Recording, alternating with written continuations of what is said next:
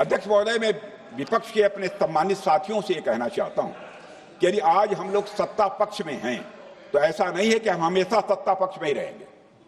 आवश्यक नहीं है, किसी के लिए आवश्यक नहीं। एक लंबा समय हमने विपक्ष का काम किया है, एक लंबा समय हमने सरकारों से सवाल पूछने में लगाया है। जनता ने जब हमें विपक्ष में रहने का दायित्व सौंपा था तो हमने विपक्ष में रहकर विपक्ष की भूमिका को बड़े ही सकारात्मक तरीके से निभाया भी है। अध्यक्ष महोदय, विपक्ष में रहकर हमने कैसे प्रश्न पूछे, इसके कुछ उदाहरण मैं यहां रखना चाहता हूं। 1962 में अध्यक्ष महोदय, चीन के साथ हुए युद्ध में जब दुखद परिणाम आया तो हमने उस समय की सरकार से यह पूछे थे, लेकिन वह प्रश्न यह था कि हमारे देश की धरती पर दूसरे देश का कब्जा कैसे हुआ। हमने यह प्रश्न पूछा था कि हमारी सेना और हमारी जनता अपमानित क्यों हुई। हमने यह प्रश्न पूछा था कि बड़ी संख्या में हमारे सैनिक हताहत कैसे हुए।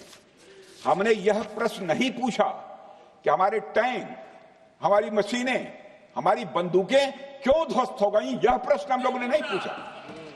मशीनों और तोपों की चिंता न करके, मशीनों और तोपों की चिंता न करके अध्यक्ष महोदय, हमने देश की टेरिटरी की चिंता की, हमने देश के सैनिकों की।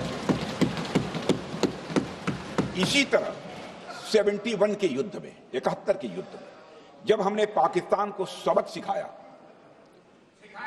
मैं उस समय की सरकार को मैं बधाई देना चाहता हूं। हमने अपने राजनीतिक और सैन्य नेतृत्व की प्रशंसा की। हमने ये नहीं देखा कि किस दल की सरकार है, किस विचारधारा की सरकार है, इसकी चिंता नहीं की कभी। हमारे नेता अटल बिहारी वाजपेयी ने संसद में खड़े होकर उस समय के नेतृत्व की प्रशंसा की थी। हमने इस बात की खुशी जाहिर कि हमने अपने शत्रु को सबक सिखाया। हमने उस दौरान यह प्रश्न नहीं पूछा कि इस सबक सिखाने के दौरान में भारत के कितने प्लेन्स गिरे, भारत के कितने इक्विपमेंट्स बर्बाद हुए। यह प्रश्न अध्यक्ष महोदय उस समय भी हम लोगों ने नहीं पूछा।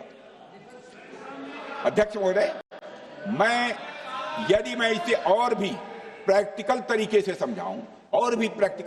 समझाऊं, तो किसी भी परीक्षा के परिणाम में रिजल्ट मैटर करता है।